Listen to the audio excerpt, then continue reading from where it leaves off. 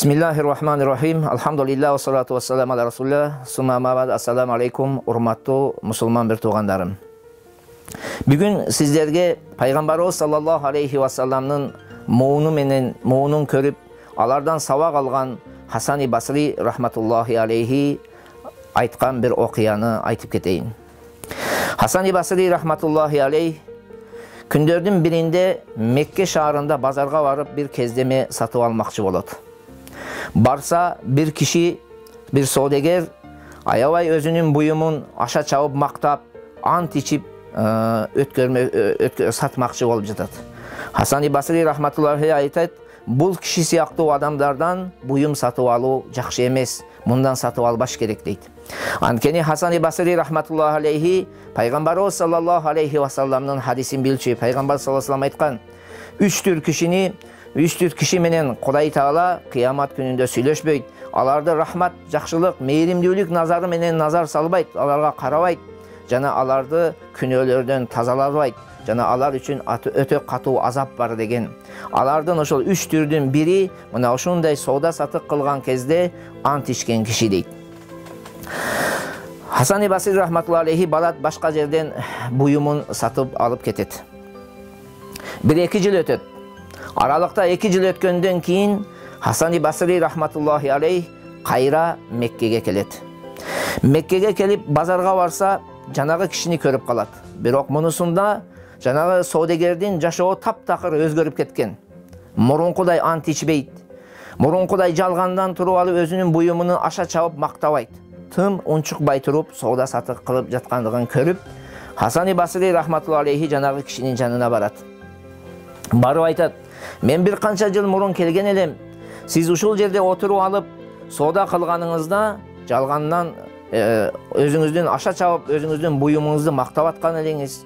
Ант ичип жатат деңиз. Сизге эмне себеп болду? Ошол ант ичүүңүздү токтоттуңуз. Эмне себеп болду? Өзүңүздүн буюмуңузду мактоодон, аша чабып мактоодон тыйылдыңыз" дегенде, жанагы киши Hasan-ı Basri rahmetullahi aleyhiге мынтип жооп берет. Менде bir ömür жолдошум бар эле дейт. Bir жарым бар эле, ал эгер мен үйүмө аз нерсе алып келсем, тоот бостук кылат эди, аз деп кемсинтет эле дейт. Ал эми эгер көп алып келе турган болсом, аны аз деп санайт эле дейт. Мына ошол себептен мен айласыз ошол буюмумду аша чабып мактайт элем, ант ичип туруп ошол соодамды жүргүзөт элем дейт. Бирок Allah Taala anın canını aldı. Başkası aytkanda menin ömür жолдошум düğüne saldı. Al düğüne salgandan ki men başka bir ayalga üylöndüm deydi.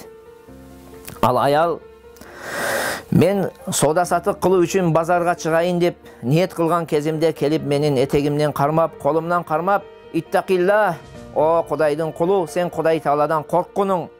Бизге адал жол менен тапкан акчаңдан гана тамак жедиргин. Адал жок менен тапкан акчаңдан менен гана кийиндиргин, иширгин" деген сөздү айтат эле дейт.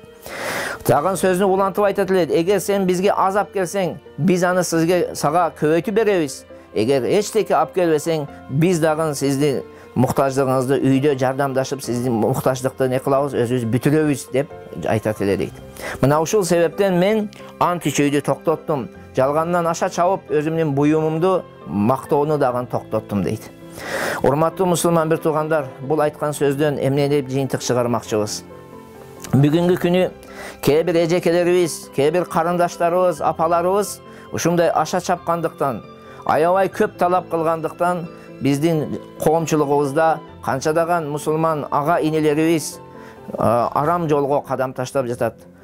Сүткорлук менен, паракорлук менен, же болбосо кумар ойноо менен, кандай болбосун кыскасы арам жол менен акча табууга аргасыз болуп, арам жолдон акча табып келип атышат.